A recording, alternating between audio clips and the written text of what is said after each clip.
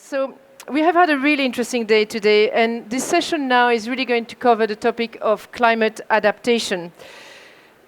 Historically, the focus in terms of climate innovation, climate finance has very much been on climate mitigation, really focused on trying to avoid the worst impact of climate change.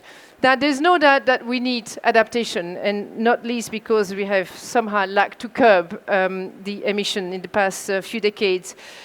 A UNEP report that has just been launched highlights a climate change adaptation gap estimated to amount to 350 billion per year by 2030.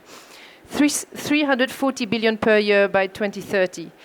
So for sure, public funding will not be enough to finance such a gap. So we need a business. We really need business to get involved, to understand the business case for climate adaptation, and to also understand that there is not only financial benefit, business opportunities, but also a moral imperative to invest in climate adaptation. The question is, do CEOs and business get this? And to answer those questions, I'm delighted to have a wonderful panel. So with me today, I would like to welcome Antonia Gawel, who is head of climate and deputy head for the Center for Nature and Climate, and a member for the executive committee at the World Economic Forum. Welcome. To the left of Antonia, we have Bob Moritz, who is the global chairman for PwC.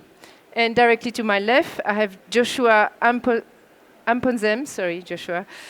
climate lead, UN Secretary General Envoy on Youth. So welcome to all of you.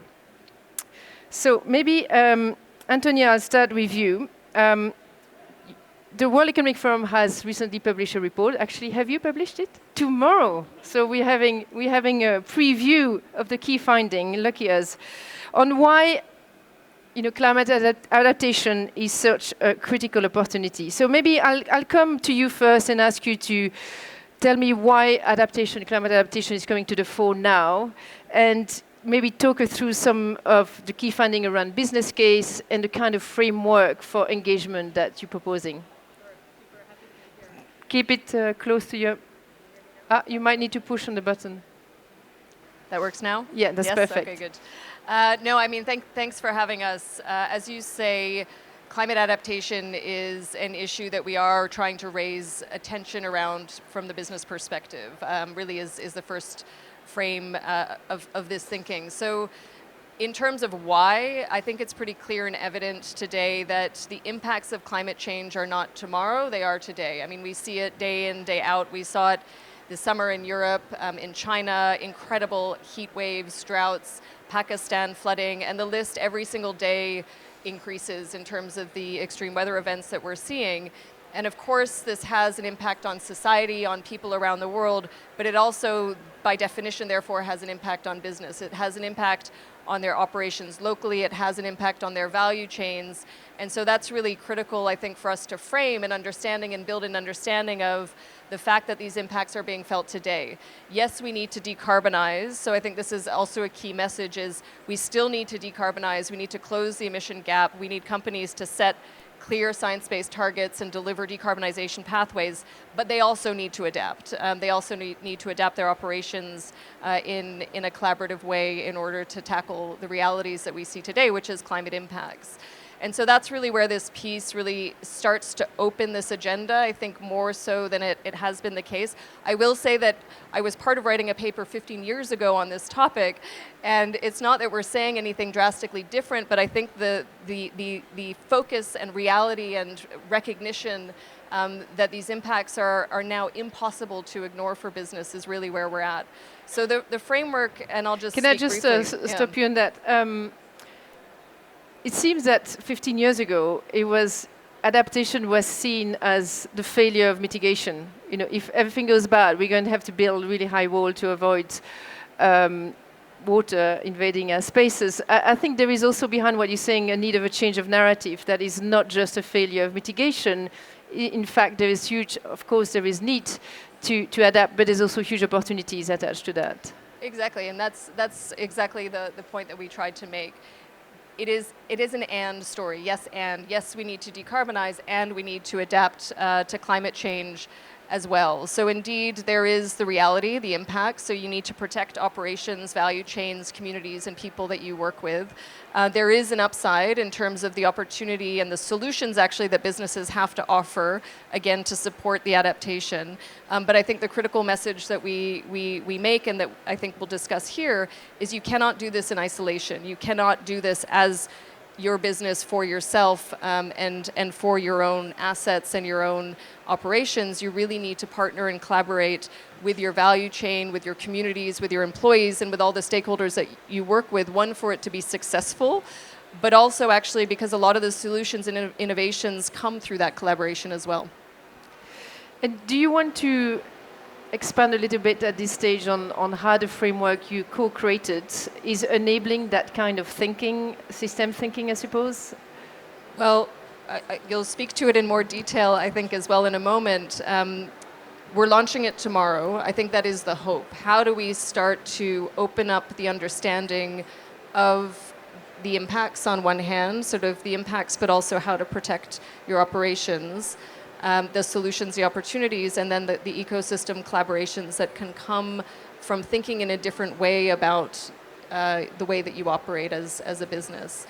So we're starting to see a number of examples, and this is part of the work we're trying to do, surface examples, try to understand where these types of partnerships are working really well to, as you say, spur a movement. How do you really spur a movement that architects these partnerships in a way that is proactive rather than reactive? So how do you think ahead of the game to shift your system rather than constantly be chasing impacts, because ultimately that won't work, and you're unlikely to benefit from the solutions if you take a non-preemptive approach. Great. I think, Bob, Antonia has set that up very well for you. If you could tell me from your vantage point as a business leader that works with companies that are themselves committed to that net zero transformation, can you maybe tell me how this framework that you have developed with the World Economic Forum is driving action or has the potential to drive action? Yeah, so thanks and happy to be here. The reality is, I want to go back to your very first question. Are CEOs onto this topic? As of today, the answer is not enough, and it's bolt on or an afterthought to the mitigation point. And understandably so in terms of where people's perspective was in terms of what's most important. But the realities of where we are today and the potential that may come tomorrow, this concept of adaptation at the same time as a risk mitigation technique is really important as you think about both the mitigation against continued emissions as well as the adaptation that ultimately companies have to take. And the other side of the equation I want to go to, Sophie, is too many times on both agendas, we only talk about the downside risk, not the upside opportunity. And that's a function of, I'll call it well-versed, appropriate risk management. What risk do we have to take to actually take advantage of the opportunities? And that's the way commerce works, generally. So the framework itself is focused on three particular things. And it's very simplistic in its nature on purpose based upon the dialogue that we have had to date. First and foremost, how do you enhance resiliency of your own organizations as you think about that future trends, the trends that exist today and the trends that are going to be coming your way? And that goes to a combination of a whole bunch of things we'll talk about: physical risk, revenue stream sourcing, supply of talent. The second framing is how do we actually commercialize these opportunities? And you have to look at the totality of what I'll call the supply chain of commercialization. How do I get the financing and the attention necessary to get that financing? How do I do the R&D necessarily to identify the opportunities and capitalize them and prove the revenue stream that may come? And third, how do I scale that opportunities for impact and source and benefit ultimately that will go to the concept of how does the world actually try to better solve for this problem? And the third piece is then how do we actually do that collectively together that's got enhanced benefit for the ecosystem in which we're operating in? All three of these things have to happen simultaneously, but we're trying to get the business community to think about this as an opportunity, not necessarily just downside risk protection. The last point I want to make, and we'll get into more questions here, is you are starting to see certain sectors think in the appropriate way. Let's go back to what the world wants right now. It wants to understand risks forward-looking risks. So if you look at companies' TCFD disclosures, for example, I'll use PwC. How we think about the climate implications to our business in terms of revenue sources as well as our physical presence means we are going to have to change the way we source our labor and how, in fact, we attack the opportunities to serve the clients that exist today that may not be there tomorrow. So how do we actually mitigate ourselves and then work collectively with the ecosystem to drive those kind of changes? Public sector, private sector working together to make that all come to life. Great. So assess your own risk and opportunities, look at how you can commercialize those opportunities, scale them, and then partner with your...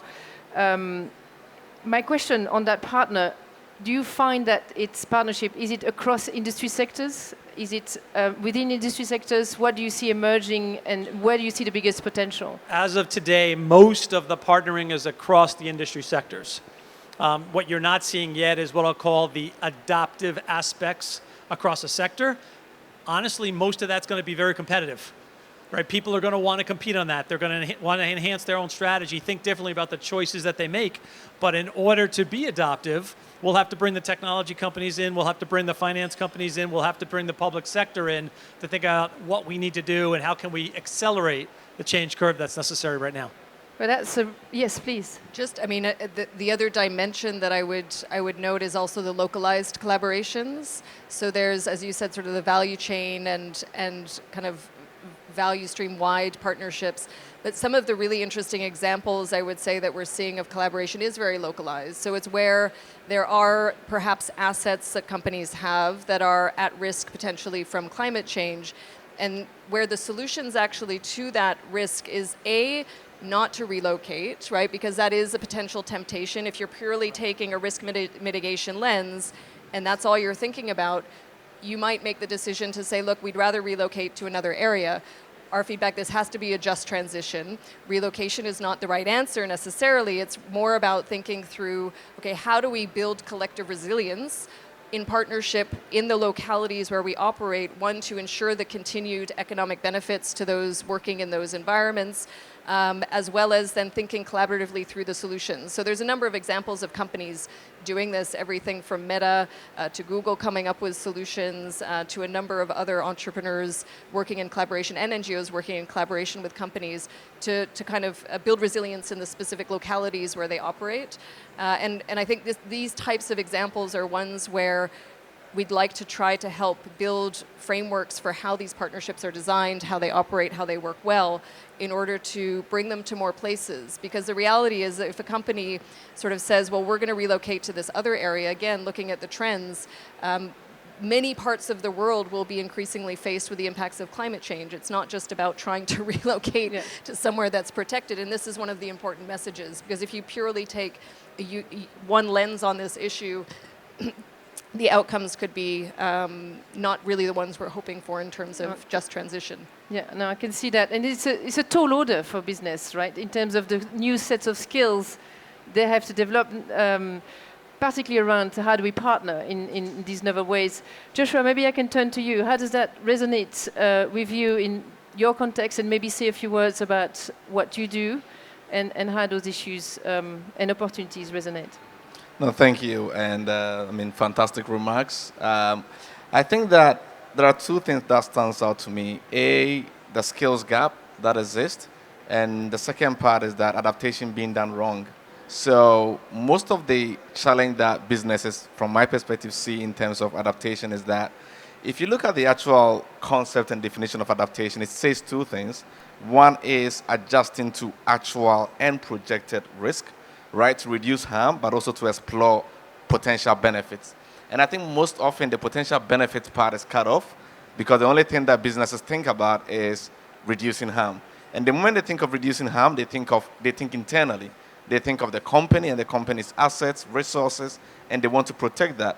But there's no business without customers and clients. You know, like there's no business without humans, basically. Or with supply chains. So exactly. So if Pakistan is flooded, right? If Nigeria is flooded, if Uganda is flooded, if you get more of these heat waves, crazy temperatures, flooding everywhere, cyclones, hurricanes, all of that, I mean, the chance that you will thrive as a business with just your assets being protected is completely bullshit. I mean, so the thinking here is that once businesses don't think of what you mentioned, the opportunity that comes in the definition of adaptation, and rework their strategy such that they are not just reducing harm to themselves, but reducing harm to actually where the money comes from, which is the ecosystem itself and how we live.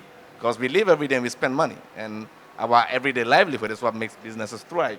So for me, that is the key thing that companies need to start thinking around, not internal reducing risk, but reducing risk for everybody so businesses can thrive. Then the second part is the skills gap, which is basically what you said, relocation, let's move to a new place. And that is typically very standard maladaptation. It's happened not just in businesses, but for almost every country that started making adaptation plans in the early days suffered from maladaptation. Because you think of this place is going to flood, okay, let's relocate the people to a different place. What you do is that if the people there were fishermen and you move them so inland that the skills they have is only to fish, and now they're in a place where they cannot fish anymore, you have the responsibility to reskill them to a new livelihood. And the chances that they would want to do that is very low. So they will move back to the water side again and start fishing again, right? And that's what companies are doing that. They think of something, okay, we need to choose, move from this country and go to that place, or from this city to that city so we can set up there. And the risk that comes with it is that you are not just navigating it very excellently. What you're doing is basically putting yourself into another risk, because the chance that you go into a new place and find the skills you need, you can train them, but you're also disrupting the local ecosystem there.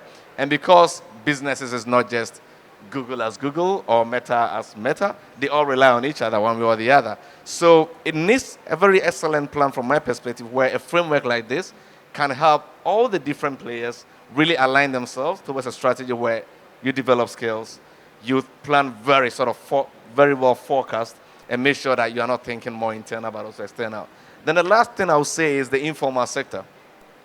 It's very easy for us to think about the big names like, Microsoft or whoever, but the supply chain goes all the way down to the very minor informal work that someone does in Nairobi, right? So if we keep the conversation very high level, top level, let's work the strategy out there without really involving the last mile supply chain and value chain process. I think there's a very bigger risk of adapting, but not adapting well, and it creates a bigger responsibility and even a high burden on most of the places which are highly vulnerable, where most of the economy also relies on. So if you look at Africa, 60-70% of the economy is informal, right? And Africa supplies quite a huge chunk of what the global economy needs. So if you develop a strategy at a very top level with the big companies without taking into consideration the supply chain that comes all the way down to these countries, there is also a higher risk there. Yeah. Sophie, can I build off of something Joshua said here? Please.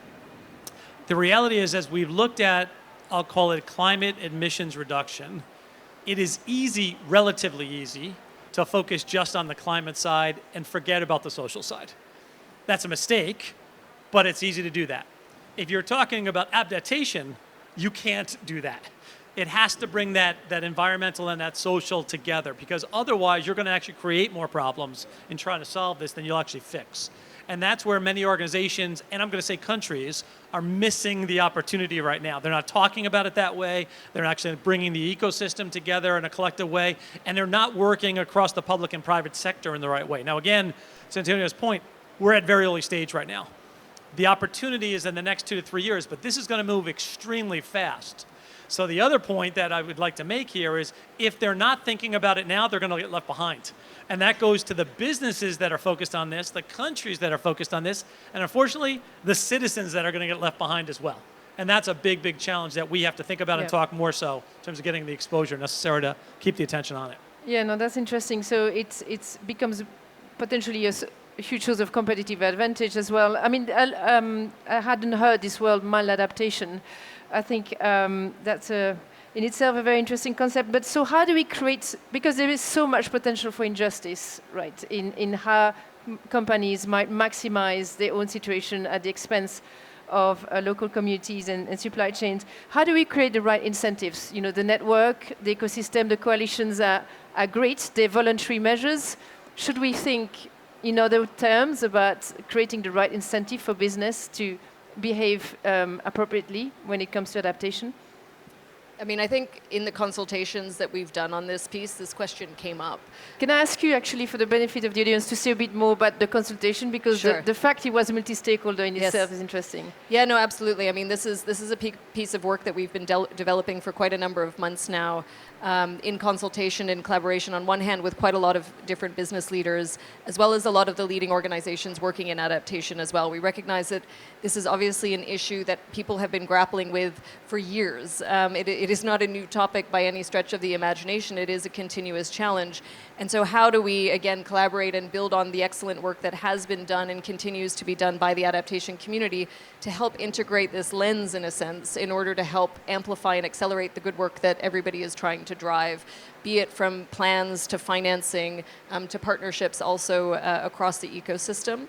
So we have been collaborating and consulting in this first piece in developing the framework. And as Bob said, it is simplistic, and it's simplistic in a sense so that CEOs can kind of think about it in a very kind of strategic and connected way to their own businesses, but also so that we can start to apply illustrations and examples against it. And I think just briefly to your point there, how do you make sure that businesses engage with it in situations where actually it's not about altruism necessarily? There might need to be incentives, and this is really where the conversations focused on the need for partnerships with governments in this agenda as well, right? So you need to collaborate and partner, be it with kind of the subnational governments in the localities, to understand the mutual benefits actually of these types of adaptation measures, but also in some cases co-finance, right? So there are examples of match funds with governments where they say, look, we'll put in some finance to support adaptation project. The company will also invest, and the community is part of the design of that initiative. So these partnerships to co-finance, co-incent the right actions and impacts is what we're seeing working quite well as well. So it is a partnership in that sense. Sophie, the reality is the CEO's motivation is going to come from one of four things. They are either inspired and well-versed that they're self-motivated. And our job right now, Kennelly, is to get more people aware that this is an opportunity to create that self-motivation. You can't stop there. The second piece is going to be, Kennelly, the economic motivation that comes. And that's why it's important to go to that second and third piece of the framework in terms of the commercialization and the upside potential that exists from that. And that'll be the economic motive that exists.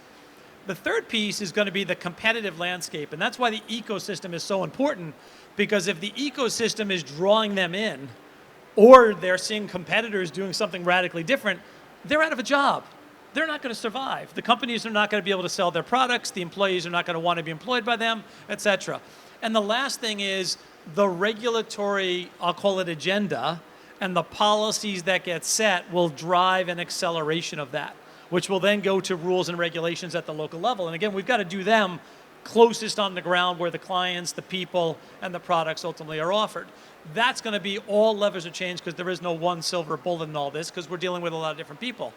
But the reality is that activism will be coming even more so faster. And that's why the time horizon is perfect now to put this agenda on the topic so we can get the speed and the urgency and the scalability up as fast as possible.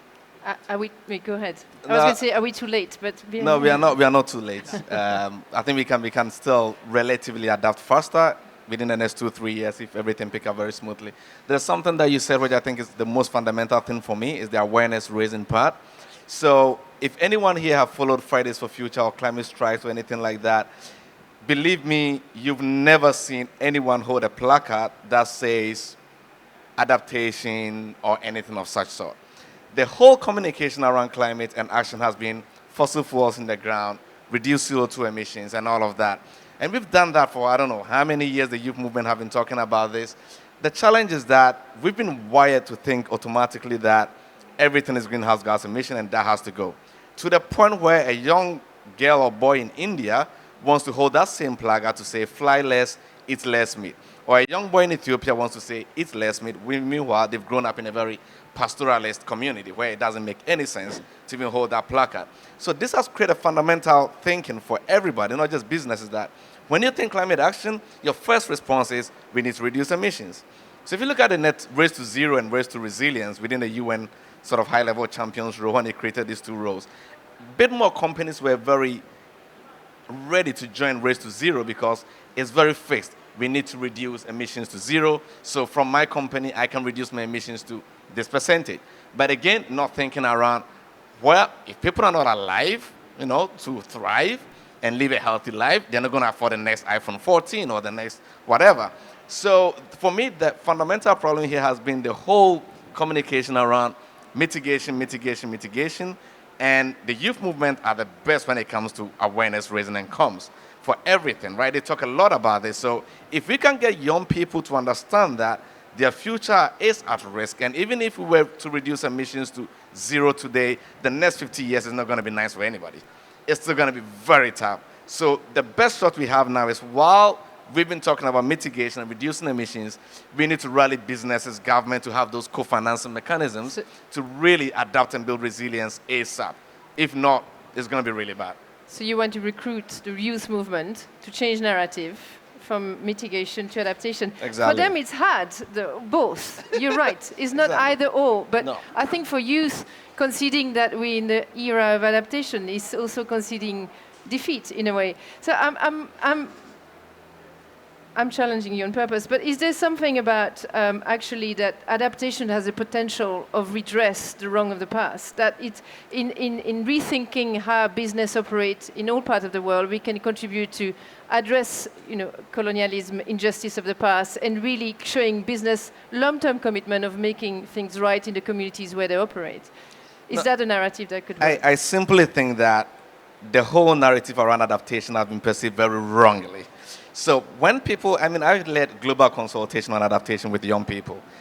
Every young person thinks that adaptation means that we accept that climate change is happening and it should happen and companies should pollute and we should live with it, right? They think that adaptation is like Darwin's adaptation biologically, survival of the fittest, right? Which is completely wrong. Adaptation basically means that we agree that the impacts are here, which we should all agree. We've seen what is happening, the impacts are here.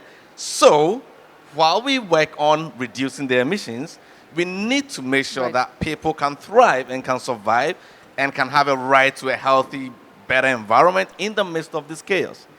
And there's nothing wrong with that. It's just what we should all be asking for. So for me, the framing itself has been wrong from the very beginning on how we communicate adaptation.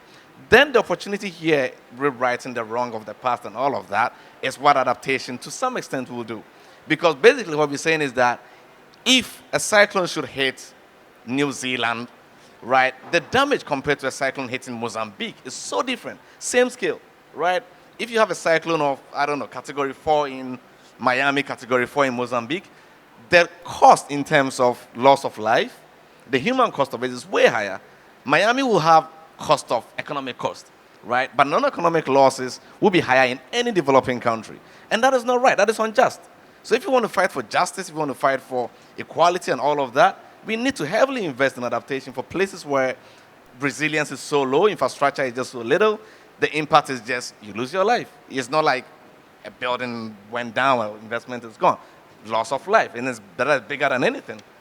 I think, just on the narrative point, I think we do have to be careful to demonize engagement in adaptation as suggesting that we've given up on mitigation, because it will then make businesses nervous actually to engage, right? We're seeing this in the case of nature-based investments in certain instances.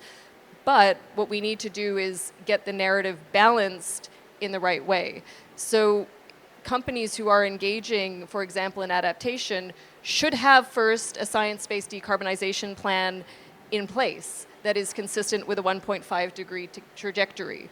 So they are committed to that decarbonization agenda, and because of the impacts that we're seeing today, recognizing that if we don't focus on adaptation, on one hand, we're missing out on opportunities, and on the other hand, we're at risk of actually not sustaining the operations and the ecosystems that we operate within. So getting this narrative is right, because my somewhat fear is that if suddenly there's a backlash on engagement in this adaptation agenda, then the opposite will happen. Yeah. Is that there's a disengagement, which will ultimately And I have like a downside. You know, I so like how do we get it right? You upgrade it. In fact, you say adaptation, mitigation, or net zero commitment is a prerequisite to adaptation. Bob. The question on the youth, though, we have got to talk a little bit more so about in the details. There's a narrative to clarify what we're trying to do and the coexistence between these two things that's extremely important. The second is the role that the youth and candidly more broadly consumers can play as activists to help drive that change that I described before. Because if they don't get it themselves or the economics aren't there, you got to get that activism to actually rise to the occasion and actually try to force the change from the bottoms up. And the third is, how do we get the right skills so the investment for innovation, entrepreneurship, and scalability is in those hands? So we've got future employment to go to exactly the concerns that you raised, right? So all of those things has been interesting because if you actually ask the question, are the CEOs getting it? As I said earlier, not so much, but it's coming. But from a youth and an education perspective, absolutely, it's there now. In fact, anytime you talk about upskilling, it's all about with an ESG agenda in mind and with the environment in mind. That's great news if we can actually now get the narrative aligned better than what we've had to date. And a lot of the solutions exist in these communities. I mean, this is the other reality is that, as you said, sort of the fishermen who live in that environment know exactly, they've watched and seen the shifts over time and actually probably have a much better insight into how to actually adapt the ecosystems They have the around skills. them. They have the skills. And that's actually a great question, a great lead into a question I wanted to ask you is how do you, in thinking about adaptation, create a condition in these local communities for those communities to co-create those solutions, but also to be themselves fit for purpose, in some case to receive the funding or the finance that is needed for that adaptation. Has your framework provided any insights on that, or do you have any thoughts yourself? I mean, just briefly, so what we're launching tomorrow is, call it the initial framework, but what we plan to launch in January at our annual meeting in Davos is, let's say, a fuller picture using much more detailed examples and case studies of exactly what you describe, trying to work to find these types of ecosystem partnerships, what works within them, to then build almost a toolkit, if you will, as to how you actually go about having those outcomes. To further amplify it, the work being done right now, and again, looking for input. So this isn't a closed door situation. We're actually out there engaging with a lot of people and want to encourage that over the next couple of months before we actually get to the event in January in Davos. But what we'll end up doing under those three buckets is raising the questions that should be the kind of dialogue we want to create, then talk about the enabling actions that can be dealt with, and then the outcomes ultimately that we're looking for in each one of those with the case studies to bring this to life so people have a little bit more of a playbook, not just a framework to actually make this come to life, Sophie. Great. Joshua, I don't know if you want to comment on this or maybe some examples. I'd love to have examples of adaptation done well or maladaptation and something that you can maybe provide to bring this to life a little bit. Well, I mean, from my side on the first question, I think that the challenge of seeing this is probably because, so you have countries developing their national adaptation plans, and majority of these countries are doing it at a very national level because it's expensive to do this. So sub-regional, district, province, community level, it's going to be a lot of money. And some countries have even applied for funding to develop this plan. So to have a private-public sort of partnership around adaptation would mean that businesses have to be very intentional and really collaborate with government, providing some sort of financing to have a plan that takes into consideration the very locally led sort of adaptation measures that already exist, which can be documented and reflect in the national plan for it to serve as example for businesses who are operating in this sector. So that is the first thing I would say. Then the second part around examples, I think that at least from the country I'm coming from, Ghana, the ministry is currently doing some sort of national adaptation review strategy where they've selected a few districts and provinces who are the most vulnerable. The question here is that to be able to adapt, you need to understand your risk very well. And I think that is a challenge which have not been dealt with properly. Most risk assessments occur at a national level. And risk assessment at a national level really lack all the details that are present for local communities. So for any good example to exist, there have to be some sort of resources available to really do risk assessment. Because what are you adapting to? You're adapting to a certain risk. Who is vulnerable to that risk? Who is exposed to that risk? And what is the hazard? And this differ from place to place. So it's going to be very difficult to get, like, for me right now, very succinct, good example to say, because I think that there hasn't been that intentional effort to do risk assessment at a very local level and adaptation measures at a very local level. But traditionally, there are communities who are doing fantastic. In northern Ghana, in Burkina Faso, some parts of Mali, there is this adaptation measure for when there is dry season. So you get long dry seasons. The soil is like hard as rock, right? And then the rain comes in, but they come very much. So when you don't have water, it's a problem. When you have water, it's also a problem. It's not, doesn't get absorbed. Because it's just too much. It doesn't get absorbed. Everything goes away. And what they do literally is to put rocks together, right, to make like small mounds. Like how you make a mound to grow yam or something like that. So what that does is that it slows the speed of the surface water, such that it gives it time for the surface of the soil to get wet a little bit and start soaking the water in, right? So there's a very fantastic measure of you get heavy rainfalls for 1 week and then you are without water for a long time. But because you have these mounds on the field, it really holds and retains a lot of water. And I think measures like this are not documented and really popularized. It's just something people do locally. But things like this, I feel like, offers a very good opportunity for the agricultural sector, for instance, to really get solutions that are indigenous and very native. Yeah. If I can play off of where Joshua went, without naming a company name and or the country, what they have done is a great job of thinking about the macro trends over the next 20 years, and then against that, 5 different scenarios. Right, because again, your risk mitigation techniques, downside as well as upside, have to play off of those scenarios. Will we actually meet the 1.5 requirement or not? If we do, X is going to happen. If we don't, Y is going to happen. If we hit the mark, here's where we're going to land. And then what they've done is a great job working with the country to say what we should do differently. Now, what's been interesting with them, with this particular organization, they've changed their investment thesis in terms of where they're putting their money from an R&D perspective. Now going back to venture capitalism in terms of some of the stuff that they got to do, particularly in the agribusiness, to actually say, okay, where is the best technology now under each of those scenarios that I am going to play a game of poker and put a lot of bets on the table to say, where do I actually want to spend my money? That's the action I'm taking today to actually deal with the potential of what may come tomorrow.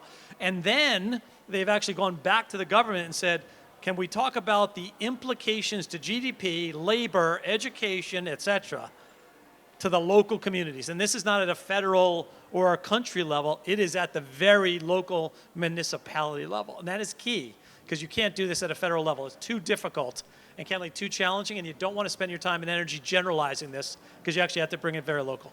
Yeah, I think scenario planning is one of those skills that everybody will have to build on. It's interesting, we've done the same exercise around the nexus of gender and climate, inviting people to put themselves in those imaginary yet plausible world, and it's incredible what it reveals, and indeed can guide investments in many ways. And also what I thought what you said was interesting in that also it revealed potential for reverse innovation, which might be less the case in when you think about mitigation, that there's so much to learn from the practice, the local practices.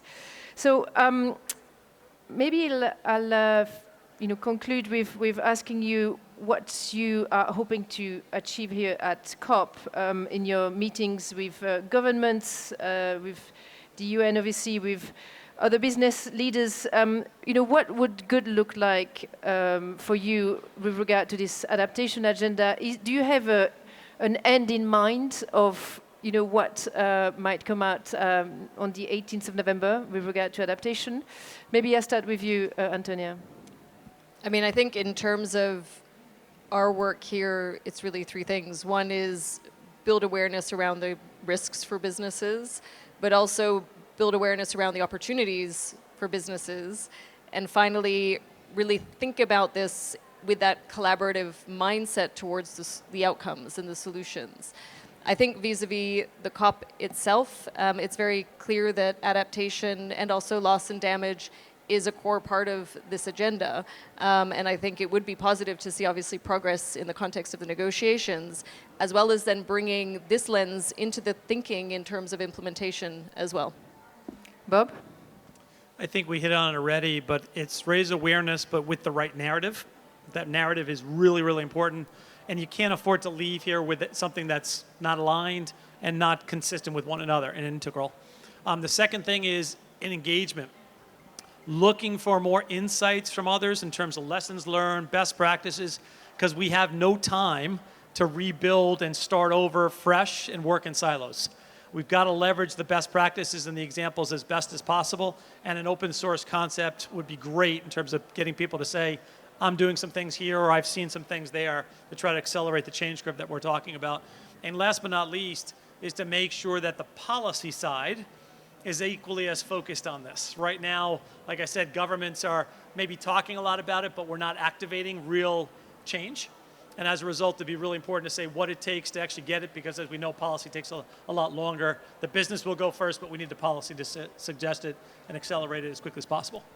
And at a personal level, Bob, with the weight and the scale of a brand like PwC, is that part of your mandate? Is that part of what you want to push for, informing policy in that way? It absolutely is. We just refreshed our strategy to focus on two major components: sustained outcomes, not sustainability, but sustained outcomes, and trust. And if we don't solve this problem, there is no trust with the citizens of the world. We see that already today. And if we don't have those sustained outcomes, candidly, companies are not going to be in business, cities are not going to survive, and candidly, governments should be thrown over. So those concepts are absolutely part of the thesis. This is just one very prominent example of it. Great, thank you. Joshua?